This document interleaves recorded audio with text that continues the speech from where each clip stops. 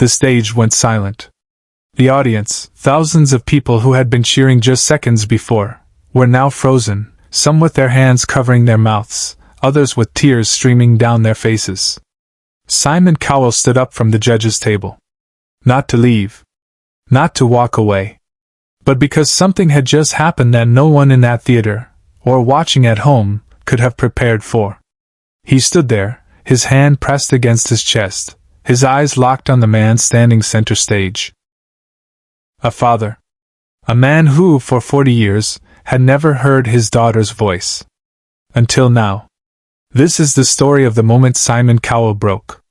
Not because of a performance. Not because of talent. But because of something far more powerful. Something that reminded everyone in that room what it means to be human. Michael Torres had been deaf since birth.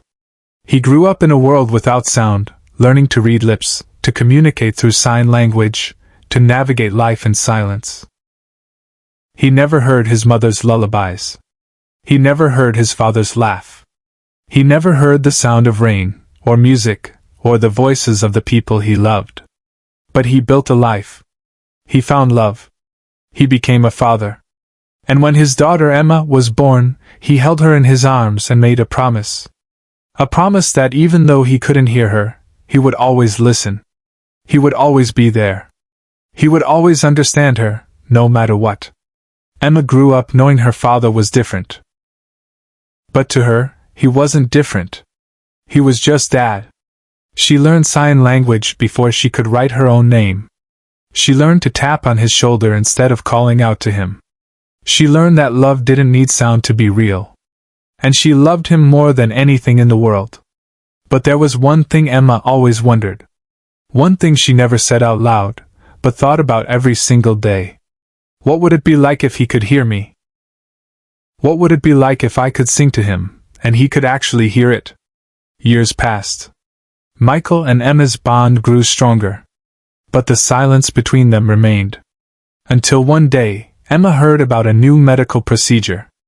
A cochlear implant that could, in some cases, restore partial hearing to people who had been deaf their entire lives. It was experimental. It was expensive. It was risky.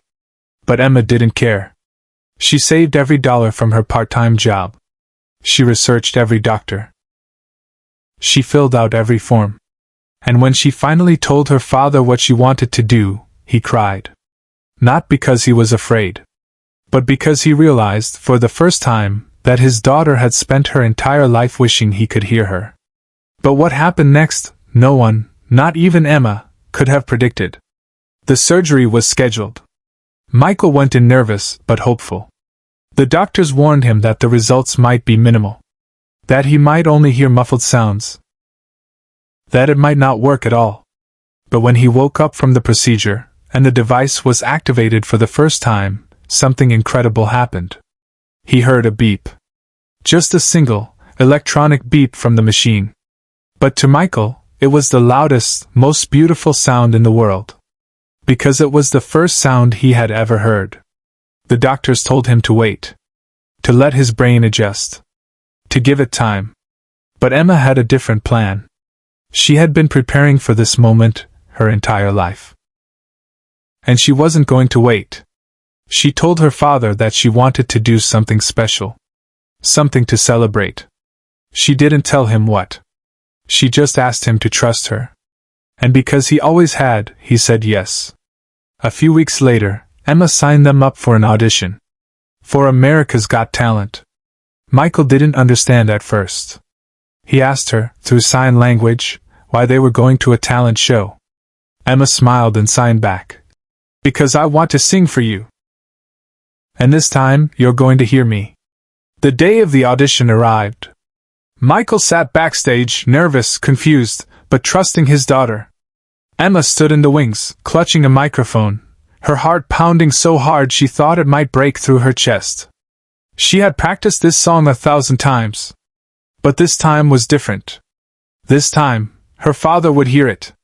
And when the stage manager gave her the signal, she walked out onto the stage. The lights were blinding. The audience was massive. The judges sat at their table, looking at her with curiosity. and then she saw him. Her father, standing just off stage, watching her. Waiting. Simon Cowell leaned back in his chair, arms crossed, ready to hear another hopeful contestant. He had seen thousands of auditions. Some amazing. Some terrible. Most forgettable. But when Emma stepped up to the microphone and explained why she was there, something shifted. She told the judges about her father. About his deafness. About the surgery. About the fact that he had never, in his entire life, heard her voice.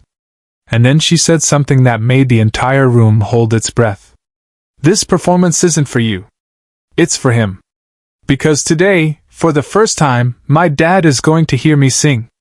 Simon's expression changed. His arms uncrossed. He sat up in his chair.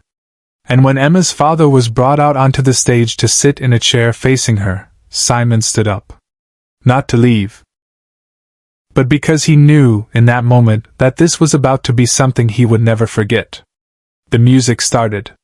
And everything changed. Emma's voice filled the theater. It was soft at first, trembling with emotion, but pure. Beautiful. Heartbreaking. She sang a song her mother used to sing to her when she was little. A song about love and family and never letting go. And as she sang, she watched her father. His eyes were closed. His hands were gripping the sides of the chair. And then, slowly, tears began to fall. Not just a few, but rivers of them. His entire body shook. Because for the first time in his life, he was hearing his daughter's voice. And it was the most beautiful thing he had ever experienced. The audience was silent. No one moved. No one spoke. Even the cameramen were wiping their eyes. And Simon Cowell, the man known for his sharp tongue and unshakable composure, stood frozen at the judges' table. His hand was over his mouth. His eyes were wet. And when Emma finished the song, and her father stood up and ran to her, wrapping her in his arms and sobbing into her shoulder, Simon broke. He turned away from the camera, wiping his face, trying to compose himself. But he couldn't. Because what he had just witnessed wasn't a performance. It was a miracle. Subscribe now, because what Simon does next will leave you speechless. The theater erupted. The audience stood as one, applauding, crying, shouting. The other judges were on their feet, hands over their hearts. But Simon wasn't clapping. He was standing there, staring at the stage, his chest rising and falling with deep breaths. And then, without a word, he walked away from the judges' table. The producers panicked. The cameras followed him. And the audience watched in confusion as Simon Cowell walked across the stage, straight toward Emma and her father. He didn't say anything at first. He just stood there, looking at Michael, who was still holding his daughter, still crying. And then Simon did something no one had ever seen him do before. He reached out, placed his hand on Michael's shoulder, and said, "I have spent my entire career judging talent. I have heard voices that could move mountains. I have seen performances that could change the world. But what I just witnessed, that wasn't talent. That was love. And that is something no amount of money, no amount of fame, no amount of success can ever buy." Michael looked at Simon, reading his lips, and nodded. He couldn't speak. He could only sign back. "Thank you?" And Simon, who had never learned sign language in his life, understood. Because some things don't need words. They just need heart. Simon turned to the other judges. He looked at them, his eyes still red, and said, "I don't care what anyone else thinks. I don't care if this fits the format. I don't care if this is what we're supposed to do. This deserves to be remembered." And then, without hesitation, he walked over to the judges' table, placed his hand on the golden buzzer, and slammed it down. Golden confetti exploded from the ceiling. The audience screamed. Emma collapsed into her father's arms, sobbing. And Simon stood there, watching them, his hands still on the buzzer, his face showing something no one had ever seen before. Vulnerability. Humanity. A reminder that beneath the sharp suits and the cold critiques, there was a man who understood what truly mattered. But the story doesn't end there. Because what happened after the cameras stopped rolling changed everything. Backstage, after the confetti had settled and the audience had left, Simon found Michael and Emma in the green room. He sat down with them, and for the first time in his career, he didn't talk about the show. He didn't talk about the competition. He talked about his own father. About how he had passed away before Simon could tell him how much he meant to him. About how he had spent years regretting the words he never said. And he told Michael, "You have something I will never have again. You have time. You have your daughter's voice. And you have the rest of your life to hear it. Don't waste a single second." Michael, through an interpreter, signed back, "I won't. I promise." And Simon smiled. A real smile. Not the confident, camera-ready smile he wore on stage, but the smile of a man who had just been reminded why he loved what he did. Because every once in a while, in the middle of all the noise and the spectacle and the competition, something real breaks through. Something that reminds you that life is not about winning. It's about connection. It's about love. It's about the moments that make you feel alive. Emma and her father didn't win the competition. They didn't need to. Because they had already won something far more valuable. They had each other. And they had a memory that would last forever. A memory of the day a father heard his daughter's voice for the first time. A memory of the day Simon Cowell broke down and showed the world that even the toughest hearts can be moved. Months later, Simon was asked in an interview about the moment. He paused, his usual quick wit nowhere to be found, and said, "I have been in this industry for decades. I have seen everything. But that moment reminded me why I do this. It's not about the ratings. It's not about the drama. It's about finding those rare, beautiful moments where humanity shines through. And that day, on that stage, I saw the purest form of love I have ever witnessed. And I will never forget it." The interviewer pressed him further, asking if he had ever experienced anything similar in his career. Simon shook his head slowly. "Never," he said.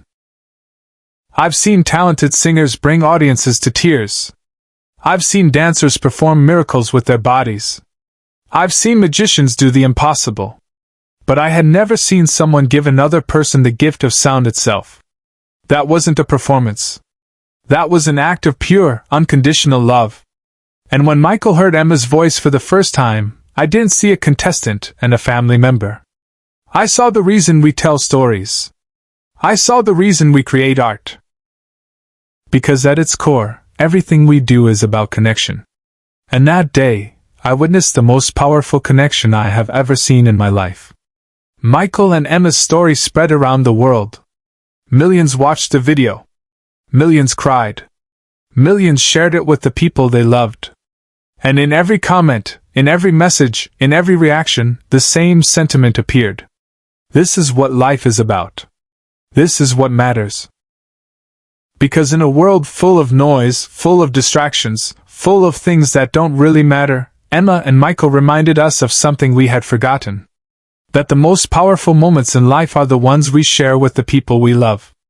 And that sometimes, all it takes is one voice, one song, one moment, to change everything. Simon Cowell, the man who had built a career on being unshakable, had been shaken. And he was better for it. Because that day, he wasn't a judge. He wasn't a celebrity. He wasn't a mogul. He was just a man, standing on a stage, witnessing something sacred.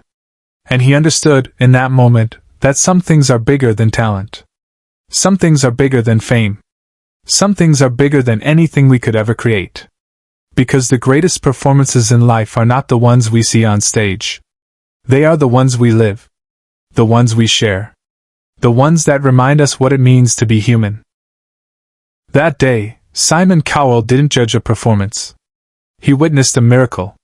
And for the first time in his career, he understood that the greatest talent in the world isn't something you hear. It's something you feel. Subscribe. Share this story. Because some moments are too powerful to forget.